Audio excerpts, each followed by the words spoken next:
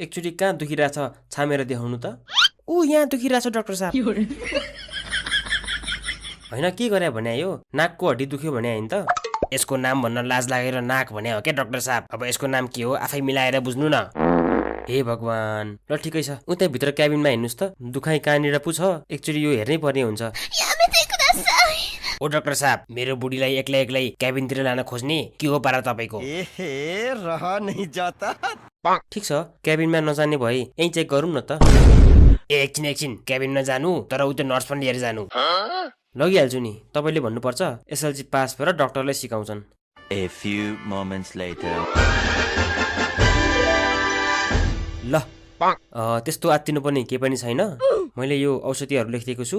एउटा चाहिँ निदाएपछि खानु अनि अर्को चाहिँ बिहान निन्द्रा खुल्नु भन्दा अगाडि खानु है। के बोले भाइ? ओ डाक्टर साहब कस्तो कुरा गरे तपाईले? मान्छे निन्द्रामा कहिले औषधि खान सक्छ? पक्नुस् त। हेत्तेरी साँच्ची हो के? निन्द्रामै खाटबाट लड्नु भएको रहेछ अनि औषधि पनि निन्द्रामै खान पर्ने हुन्छ नत्र औषधिले कामै गर्दैन। अच्छा ए हो र बुढी तिमी निदाको बेलामा तिम्रो मुखमा औषधि म हाल्दिन्छु है।